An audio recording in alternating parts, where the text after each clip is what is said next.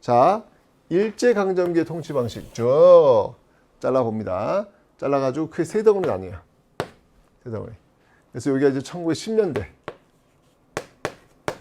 아하. 여기가 1920년대. 아하. 여기가 1930년대. 이렇게 나눠져요. 여기 1910년 8월 29일부터 1945년 8월 15일까지 이어지는 그 흐름이잖아요. 자, 여러분들 1910년대 일제의 통치 정책은 뭐였냐면 바로 무단 통치였습니다. 무단 통치. 무단 통치는 뭐예요? 무력으로 해가면 찍어 누르는 거예요. 찍어 누르는 어떤 그런 정책들. 자, 이 무단 통치의 상징과도 같은 존재가 누구였다? 그게 헌병이에요, 헌병. 원래 헌병은 여러분들 군인들 대상, 범죄를 저지른 군인들 대상이잖아요. 그죠? 일반 민간인들 대상은 경찰이죠, 경찰. 근데 헌병이 그 경찰의 역할을 다 해버리는 거예요. 그러니까 포갑적인 어떤 무단 통치가 이루어지고 있는 상징적인 어떤 장면이 바로 헌병이라는 얘기죠. 자, 이 헌병은요, 여러분들, 직결 처분권이 있어요. 직결 처분권. 직결 처분권.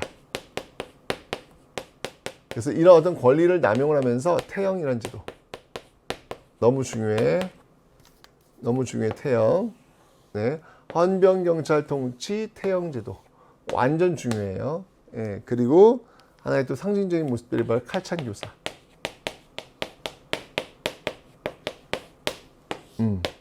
이게 바로 1910년대 무단 통치의 핵심적인 키워드들을 지금 모아놓았다라고 보시면 되겠습니다. 찍어 누르는 거예요. 근데 이건 이제 정치적인 어떤 그 면에서의 어떤 무단 통치라면 경제적인 면에서는 뭐가 있었을까? 경제적인 면, 일단 식민지였잖아. 토지부터 일단 관리해야 될 거 아니에요. 그래 이제 세금을 얼마나 뜯어갈지 그게 나올 거 아니겠습니까? 그래서 전개했던 게 바로 토지조사 사업. 토지조사 사업을 시행하고 있더라라는 얘기입니다. 토지조사 사업. 그리고 회사를 지을 때요, 마음대로 못 짓게요. 조선총독부의 허락을 받아야 돼요. 바로 회사령. 그런 법령들을 많이 만들고 있다는 얘기죠. 여기 바로 1910년대 가장 중요한 정치, 경제, 일제 정책입니다. 시험에 꼭 나와요. 여러분들 일제 정책은요, 시험에 한 문제 아니면 두 문제까지 나와요. 무조건 나오거든요. 그런데 이 문제는 맞춰주셔야 돼요. 어렵지가 않거든요. 그냥 10년대 주머니, 20년대 주머니, 30년대 주머니에다가 쏙쏙쏙 집어넣기만 하면 어려울 리가 없잖아요. 그죠? 자, 그런데 1910년대에서 20년대로 넘어가야 되는데 20년대는요. 소위 문화 통치 시기입니다. 소위 문화 통치. 근데 그럼 왜 무단 통치에서 찍어 누르는 무단 통치에서 소위 무단 통치로 갔을까? 그 계기가 있죠. 그 계기가 무엇이다? 그 계기가 바로 빰빰빰빰 3.1운동. 네. 3.1운동이 이제 딱 터지게 되면서 일제로서도 이거 함부로 할 수 없겠구나 라는 판단이 든 거예요. 그래서 좀 더 유화책으로 소위 문화 통치를 전개하고 있더라. 자, 이때는 여러분들 어떤 일이 있었냐면요. 일단 헌병들이 지금 1910년대 활보를 하고 있었잖아요. 들어가. 바로 보통경찰. 이제 보통경찰의 시대가 도래합니다. 하지만 이것도 여러분들 인원수가 더 많아져요. 그러니까 헌병들한테 보통경찰 옷을 입힌 거나 다름없다는 이야기죠. 보통경찰. 이런 어떤 그 모습들을 가고요. 그 다음에 조선동아일보. 한국인들이 운영하고 있는 조선동아일보가 이때 이제 창간이 됩니다. 이때 창간되는 그런 모습들이 있더라. 뭐 태형이라는 제도 이제 없어지는 거고요. 그 다음에 경제적인 면에서는요, 뭐가 있었냐면 이제 회사령이 이때 이제 폐지가 돼요. 이유가 있어요. 뭐냐면 20년대가 되면 이제 일본의 그 국내 자본이 우리나라에 들어와야 되는데 회사령이 자꾸 이제 걸리적거리는 거예요. 그래서 없애줍니다. 회사령이 폐지되면 마음껏 들어올 수 있는 그런 문을 열어주고 있더라라고 하는 거 봐주시면 되겠네요. 그리고 회사령이 폐지되었고 관세도 폐지가 돼요. 관세. 그러니까 일본의 어떤 그 기업들이 우리나라 조선에 들어와 가지고 장사 잘할 수 있도록 그 판을 지금 깔아줬다. 이렇게 보시면 되겠습니다. 자, 그런데 다시 1920년대, 30년을 넘어갈 때 또 정책이 바뀌어요. 기회에 있겠죠? 이때는 여러분들 민족말살 통치. 민족말살 통치기. 예를 들어봅니다. 왜 그랬을까요? 이유는 뭘까요? 네, 바로 공황입니다. 공황. 세계적으로 공황이 온 거예요. 경제적 위기가 온 거예요. 자, 이 위기를 어떻게 타파해야 될까? 뭐 미국 같은 경우에는 뭐 뉴딜 정책 해가지고 막 댐 공사, 길 닦기 하면서 이제 그 노동자한테 이제 이 주머니에 돈을 꽂아 주는 거였죠. 영국이나 이런 나라는 식민지가 워낙 많아요. 그래서 필요한 나라의 그 물건들을 집어넣으면 되는 거니까. 근데 일본 같은 경우에는요, 자본도 많지 않은 나라고요, 식민지도 많지가 않아요. 그러면 계속해서 공장에서 만들어 놓은 생산품들을 어딘가에는 떨궈야 된단 말이지. 떨굴 데가 없어요. 어떻게 합니까? 예, 그럼 결국 조선이 만만하니까, 예, 조선으로, 식민지니까 조선으로 올 수밖에 없는 것이죠. 자, 특히 그 일본 같은 경우는 이제 전쟁을 통해 가지고 그 초과된 어떤 생산 물품을 떨구려고 했는데, 전쟁을 일으키는데 이제 여러분 보시면 알겠지만 이제 이후에 31년도에 만주사변, 37년도에 중일전쟁, 41년도에 태평양 전쟁. 지금 중국과 미국을 상대로 거대한 나라들과 지금 싸우고 있는 거예요. 이러니 일본은 다 부족할 수밖에 없겠죠. 다 부족. 그래서 조선인들에게 군인 총도 쥐어주고 조선인들이 갖고 있는 것들을 뺏어오기도 하고.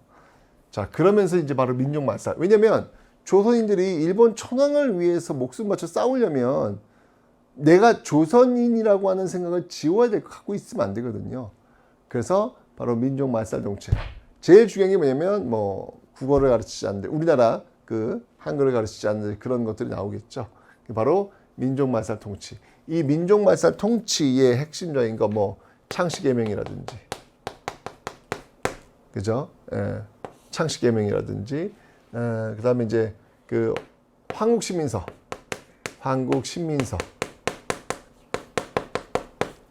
예, 암송이라든지, 그죠? 궁성요배라든지, 이런 어떤 그 행위들이 본격적으로 이루어지고 있는 모습들 기억하시면 되겠습니다. 자, 그리고 1930년대로 오면, 네, 경제적인 것. 이제 뭐 그냥 다 부족한 거야. 다 수탈이지 뭐. 그죠?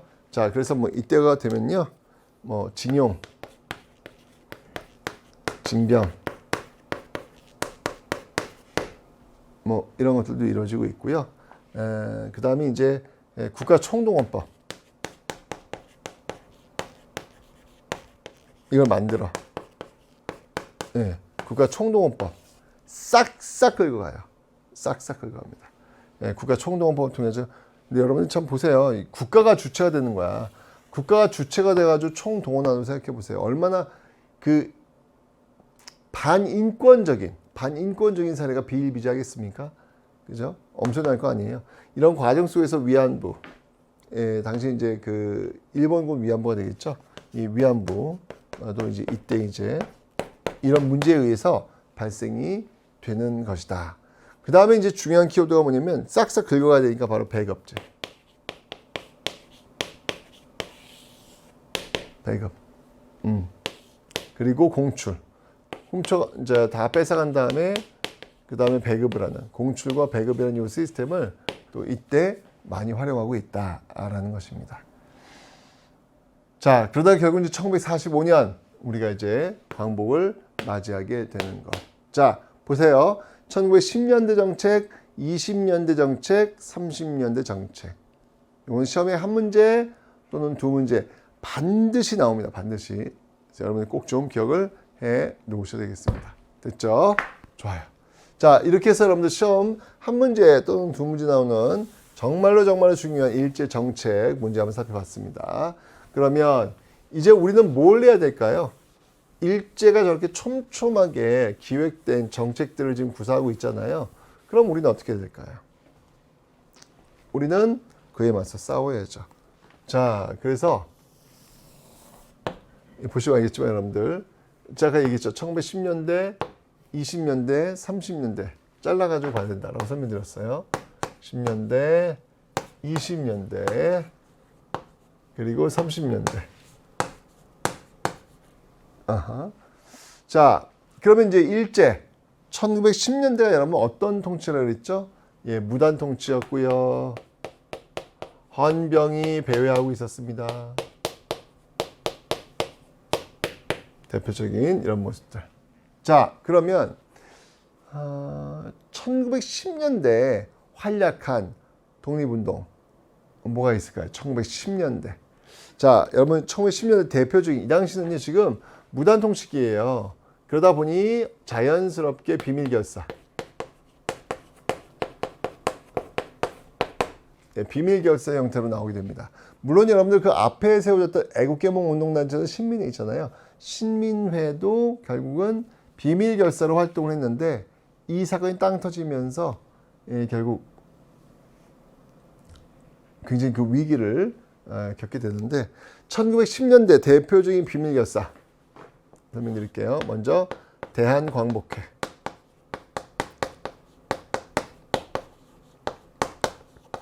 그 다음에 독립의건부,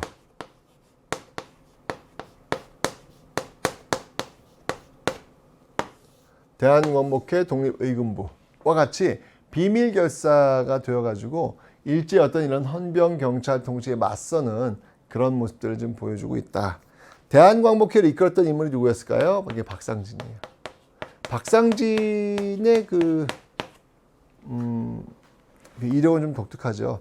박상진은 이제 여러분들 판사가 되어가지고 이제 드디어 처음으로 임용되는 그 순간에 이제 전쟁이 터지는 거예요. 예, 전쟁이 터져가지고 부랴부랴 돌아가지고 수습하는 그런 모습들, 바로 박상진의 대한광복회. 이 대한광복회 나중에 여러분들 그 의열단의 어떤 그 롤모델을 주는 어떤 그런 역할도 하게 됩니다. 대한광복회. 자, 그 다음에 이제 독립의건부입니다. 이 독립의건부, 의를 세워야 된다. 뭔가 의병의 느낌이 나지 않습니까? 그죠? 독립의건부, 대한광복회는 공화정 지향이에요. 반면 여기는 복벽주의 지향입니다. 회복시킨다는 이야기예요. 네. 독립의건부는 복벽주의, 여기는 공화정을 지향. 네, 이런 어떤 그 차이점들이 있어요. 네, 그래서 이 1910년대 대표적인 비밀결사였던 그 모습들을 한번 살펴봤습니다. 자, 그러다가 자 이제 1920년대로 넘어가는데 20년대로 넘어가는 계기가 뭐라 그랬어요? 맞습니다. 바로 3.1운동이죠. 자, 이 3.1운동을 빼놓고는 좀 이야기가 안 돼요. 예, 3.1운동. 3.1운동이 이제 왜 중요하냐면 거족적 민족 항쟁이라는 얘기예요. 여러분들 지금 보세요. 지금 우리는 어디 살고 있습니까? 대한민국에 살고 있잖아요. 그 이전만 해도 우리는 일제강점기 그 전만 해도 대한제국에 살고 있었다고요. 대한제국 이전은 뭐 조선이란 나라, 또 고려란 나라. 이게 무슨 말이냐면 이게 지금 이제 예전부터 쭉 내려오고 있었던 어떤 그런 어떤 시스템, 체제 이런 것들이 이제 바뀌게 되는 그런 계기가 된다라는 건데 3.1운동 여러분들 보세요. 지금 이제까지 왕국이었잖아요. 왕조의 나라였잖아요. 코르도 마찬가지고요. 고구려 백제시대도 마찬가지고요. 조선도 마찬가지고 왕조의 시대, 황제의 시대에서 대한민국이 탄생하면서 이제 여기 이제 3.1운동 계기로 해서 이제 바로 민국의 시대로 접어들게 되는 겁니다. 황제가 아닌 민국의 시대. 이거 엄청 큰 거거든요. 지금까지 오고 있는 거니까. 어떤 그 3.1운동이 결정적 계기가 되고 있었다라고 하는 것을 꼭 받으시면 되겠네요. 자, 이렇게 있다가 이제 지금 드디어 1920년대로 넘어갑니다. 자, 여러분 1920년대 소위 어떤 통치? 바로 소위 문화 통치라고 제가 설명을 드렸습니다. 소위 문화 통치의 시기이다. 문화 통치의 핵심은 뭔가요, 여러분들?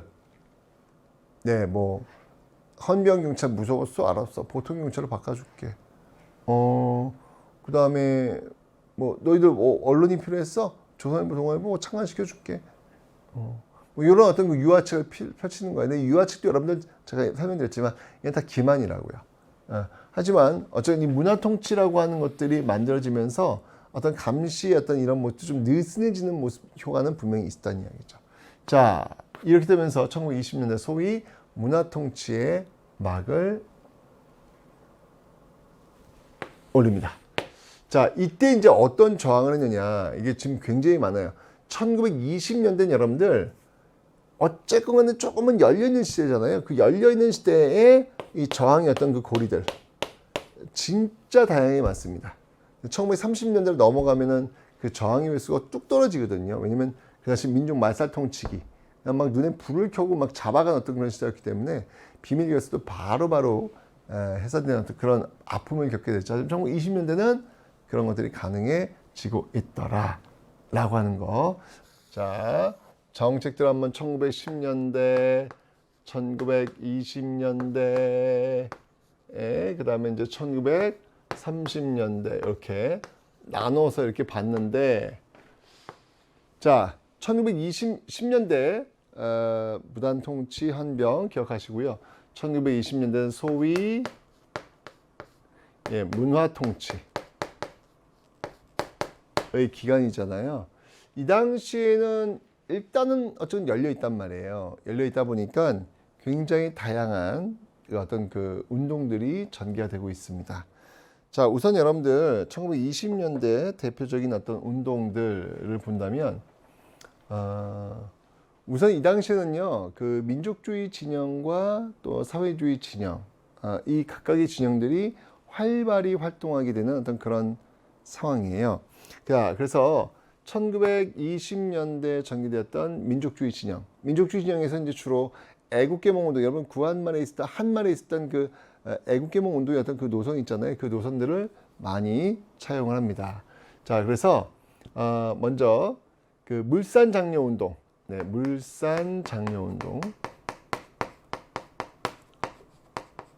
전개해요. 자, 이 물산장려 운동은 쉽게 얘기하면 국산품 애용 운동이다라고 보시면 되는데 구분하셔야 되겠죠. 자, 이 물산장려 운동과 그다음이 한말에 있었던 국채보상운동, 국채보상운동 반드시 비교를 하셔야 합니다. 자, 물산장려 운동은 여러분 1920년대 여기는 평양, 평양을 중심으로 해서 조만식이 주도했던 내용들이다 라는 거 아시면 되고요. 국채보상운동은 여러분 어디를 중심으로 했죠? 대구였습니다. 대구. 이거는 한말 나라 빚을 갚자는 운동이었죠. 그 다음에 누구? 서상돈을 중심으로 해서 전개되었던 운동이었다라고 하는 거. 자, 요거 1920년대 바로 이 일제강점기는 물산장려 운동이 전개되었음을 여러분이 기억하시면 되겠습니다. 됐죠? 그 다음에 또 뭐가 있었냐면은 밀립대학 설립운동.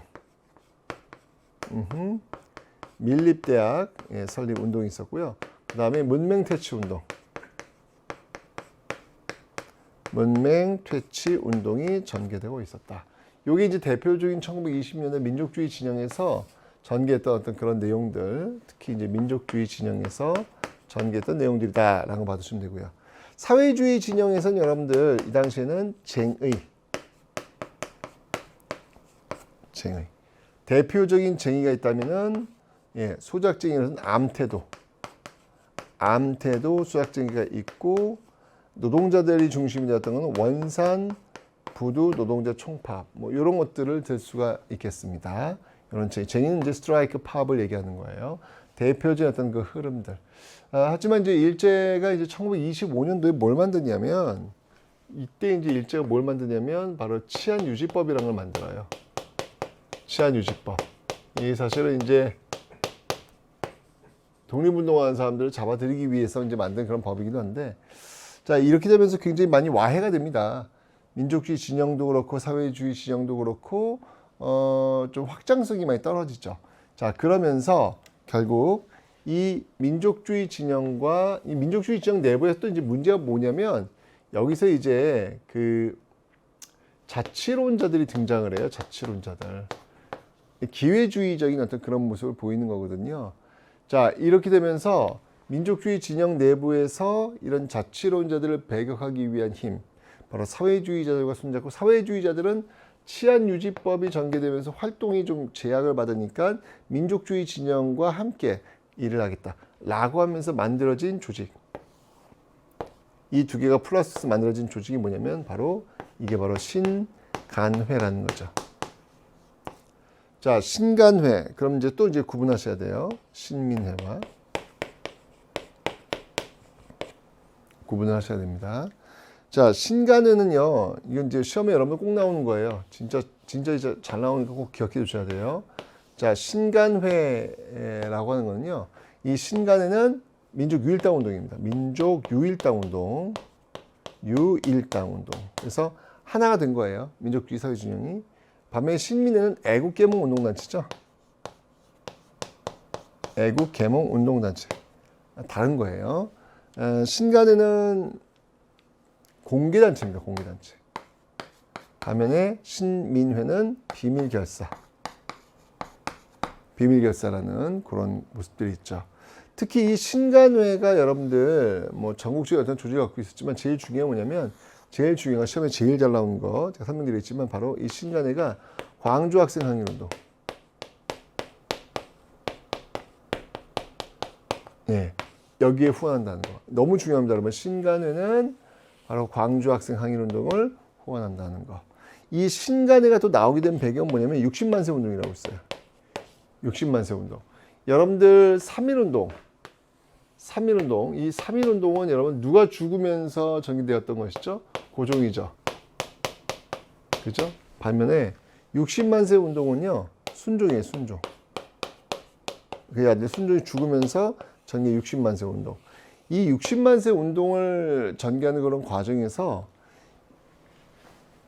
사회주의자들이 기획을 했고 그런 것들을 도와준 게 민족주의 진영이었거든요. 즉 사회주의자들과 민족주의 진영이 한번 손을 잡고 뭔가 일을 펼쳐본 거지. 자, 그런데 이거 가능성이 있겠는데 라고 하면서 결국 선언을 해요. 사회주의 민족주의자들이 손잡고 한번 같이 해보자. 이게 바로 정우회 선언. 정우회 선언. 그 정우회 선언 결과 만들어진 게 신간회라고요. 그 신간회가 바로 광주 학생 항일운동을 후원해주는 그런 모습들이 있더라라고 하는 거죠. 그래서 여러분 요 흐름 너무 중요해요. 60만세 운동이 만들어졌고 정우회 선언을 통해 가지고 신간회가 결성되었고 신간회가 광주 학생 항일운동을 후원했다라고 하는 거. 네, 광주 학생 항일운동은 이제 그 광주와 나주를 오고 가는 통학열차 그 안에서 일본인 학생들과 조선인 학생들 사이에 붙었던 어떤 싸움 이런 것들은 이제 도화선이 되면서 결국 전국적인 학생 운동으로 번지게 된 그런 모습들. 요 흐름이죠, 여러분들. 요 흐름. 오케이. 그래서 요게 이제 시험에 꼭 나오는 어떤 내용들이니까 반드시 여러분 기억을 좀 해놓으셔야 되겠습니다. 됐죠? 자, 요렇게 1920년 다양해요. 그 이외에도 뭐 예를 든다면 이제 신간의 자매단체라고 할 수 있는 근우회 있죠, 근우회. 이건 이제 여성운동도 있고요. 그 다음에 여러분 잘 알고 있는 소파 방정환, 어린이날 제정하는 어린이 운동도 있고요. 또 하나, 형평운동. 특히 형평운동은 여러분들 올해가 100주년이에요, 100주년. 예, 형평사가 1923년에 만들었는데 올해가 2023년이잖아요. 그래서 100주년이 됩니다. 그래서 형평운동, 이건 백정들이 주도가 되었던 신분차별 폐지 운동이 되겠죠. 분명히 여러분 신분은 지금 갑오개혁을 통해서 없어졌잖아요. 그럼에도 불구하고 여전히 사회적인 어떤 차별 같은 건 존재했거든요. 이제 그런 거 그만해라 라고 했던 형평운동이 또 전개되고 있더라라는 것이죠. 이러한 것들이 지금 1920년대에 집중적으로 지금 나타나고 있다. 이게 이제 바로 소위 문화통치에서 살짝 열어준 그 틈을 잘 활용하고 있는 것이죠. 1920년대는 굉장히 다양한 어떤 모습들이 있는데 이런 모습들도 있었지만 직접적인 전면에 나서서 폭탄을 들고 싸우는 그런 조직들도 있었습니다. 1920년대에 주로 활동했던 조직, 그게 바로 의열단. 네. 자, 이 의열단을 만든 사람이 누구예요? 바로 김원봉. 의열단을 만든 바로 김원봉. 이 의열단은요, 쉽게 얘기하면 뭐 폭탄 또는 암살 뭐 이런 것들을 한 건데 그 어떤 그 지침, 그 방법이 무엇에 의해서 이루어졌냐면 조선혁명선언. 조선혁명선언. 신채호 선생. 조선혁명선언. 여기 조선혁명선언 한번 폭력이에요, 폭력. 폭력에 의해서 일제를 구축하자라고 주장했던 그런 내용들을 그대로 실천 방법에 의해서 움직였던 조직이 바로 의열단, 주로 1920년대 주로 활동하고 있다라고 하는 거, 이런 것들을 여러분 좀 기억해 놓으시면 되겠습니다. 됐죠? 자, 이렇게 해서 1920년대 활동했던 내용을 살펴봤고요. 그 다음에 1930년대로 한번 가보겠습니다. 자, 1930년대 이때는요, 민족 말살 통치.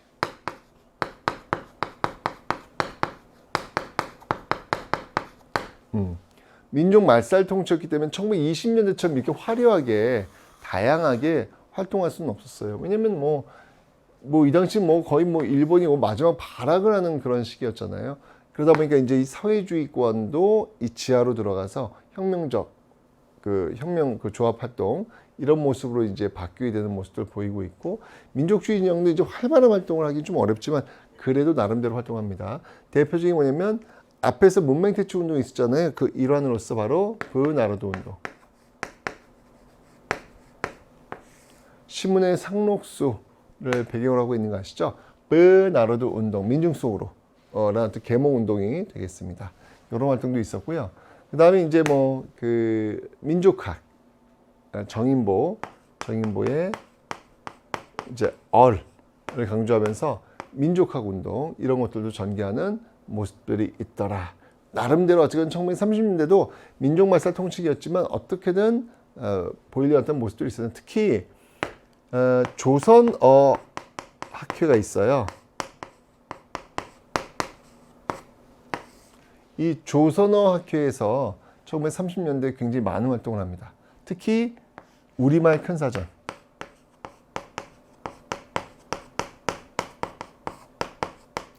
그러니까 일제 강점기가 되다 보니까 자꾸 우리의 어떤 그 단어, 우리의 말 이런 것들이 사라지고 있는 거예요. 그래서 그런 것들을 좀 지켜내자라고 해서 우리말 큰사전을 만들려고 했는데, 조선어 학회 사건이 1940년대 초반에 터집니다. 이때는 이제 민족 말살이기 때문에 한글을 쓰면 안 되는 거예요. 한글을 쓰면 안 되는 거죠. 그 다음에 또 우리의 어떤 그 역사를 제대로 배우면 또 안 되는 그런 시대였거든요. 그런데 한글을 쓰는 학생이 발견되었고, 한글로 이제 이야기하는 학생이 발견되었고, 추적한 결과 결국 글을 가르쳤던 또 그와 연결되었던 사람들이 조선어학회 회원이었다. 이 조선어학회 회원을 그래서 일망타진하는 또 그런 모습으로 몰고 가는 것이죠. 그러면서 우리말 큰사전은 결국은 일제강점기 내에는 편찬되지 못합니다. 광복되고 나서 만들어지게 되는 것이죠. 어쩌면 이게 1930년대에 있었던 그런 내용들이다라는 걸 받으시면 되겠습니다. 됐죠? 자, 이렇게 1910년대, 20년대, 30년대 나눠가지고 일제 정책이 무엇인지 또 그에 맞서가지고 우리가 어떻게 저항했는지 그런 걸 받으시면 되는데, 하나만 내가 첨부할게요. 뭐냐면 여러분들 바로 항일 무장투쟁 운동이 또 있습니다. 항일 무장투쟁 운동. 여러분들 제일 어려워하는 군사 조직이 되겠습니다. 그 군사 조직만 제가 살짝 한번 빠르게 정리를 좀 해드리겠습니다. 자, 여러분들 그 일제강점기 활동했던 그 군사 조직. 자, 먼저 1920년대부터 한번 가볼게요. 1920년대. 자, 1920년대 대표적인 조직이 있다면 대한독립군.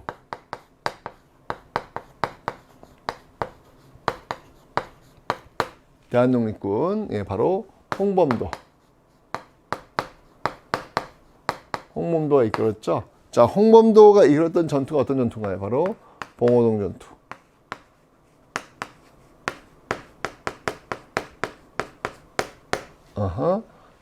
봉오동 전투가 있다라는 건 1920년대에 있었던 것이죠. 그 다음에 또 뭐가 있냐면 북로군정서.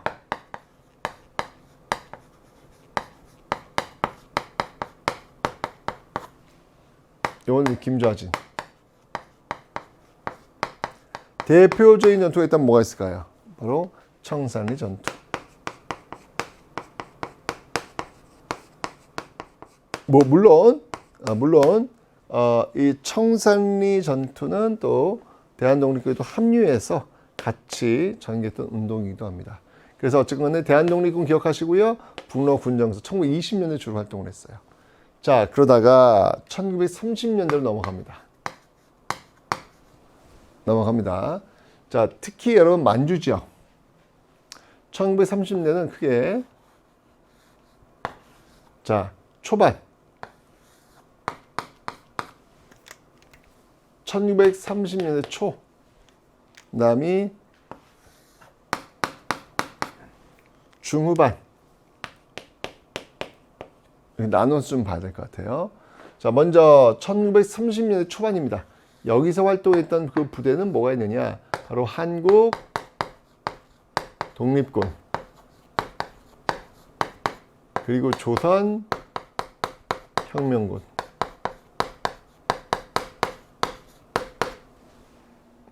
한국 독립군을 이끌었던 인물이 지청천이에요.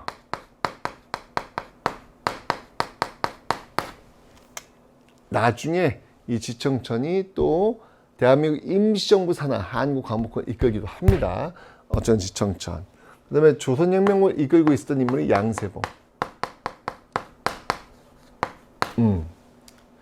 자, 한국 독립군이 승리로 이끈 전투.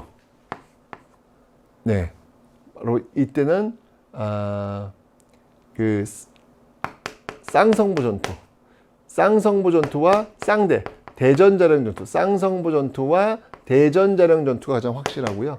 그 다음에 조선혁명군이 승리를 거둔 거 영흥전투, 영릉가 전투, 그 다음에 흥경성 전투. 네, 이 두 가지. 요게 이제 1930 초반 만주에서 활약했던 그런 내용이 되겠습니다. 자, 그러다가 이 지역이 여러분들 이제 만주사변이 벌어지잖아요. 네, 만주사변. 그러면서 결국 만주 괴뢰국이 세워집니다. 자, 그래서 활동하기가 굉장히 어려워지고 있단 말이죠. 자, 그런 상황 속에서 이제 1930년 중반 쪽, 이쪽, 이거 중국 관내라고 하는데, 중국 관내라고 한다면 이제 만리장성 안쪽이라고 일반적으로 이제 생각하시면 돼요. 이 안쪽에서 활동하는 모습들인데, 이 중국 관내에서 만들어진 최초의 부대가 있어요. 예, 그 부대가 뭐냐면 바로 조선의용대입니다.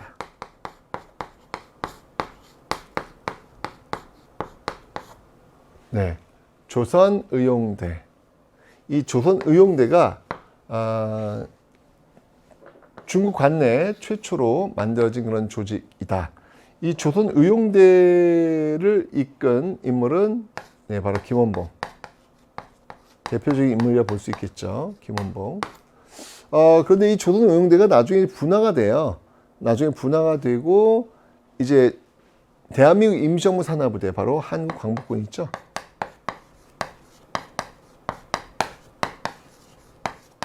만든 인물은 김구. 네. 그래서 이 김원봉의 이 조선의용대 일부 세력들이 바로 한국광복군에 합류하는 그런 모습들을 보이고 있습니다.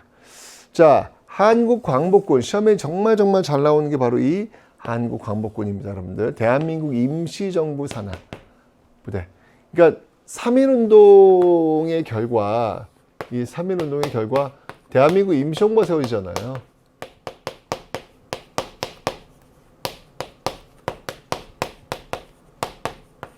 그죠?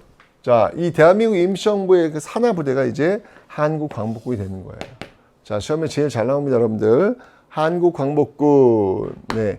인도, 미얀마. 영국의 어떤 그 요청에 의해서 인도, 미얀마 전선에 파견되었고요. 그리고 OSS. 미국 OSS 부대와 함께 국내 진공작전도 전개하려고 했던 그런 부대가 바로 한국광복군, 대한민국 임시정부 산하부대다라고 하는 것을 여러분들 꼭 좀 기억을 해 놓으시면 되겠습니다. 됐죠? 그래서 여러분들 지금 보세요. 20년대의 대한독립군과 북로군정서 두 개 기억하시면 되고요. 30년대 초반에 한국독립군과 조선혁명군 기억하시면 되고요. 한국독립군의 쌍대전투, 조선혁명군의 영웅전투는 꼭 기억하셔야 돼요.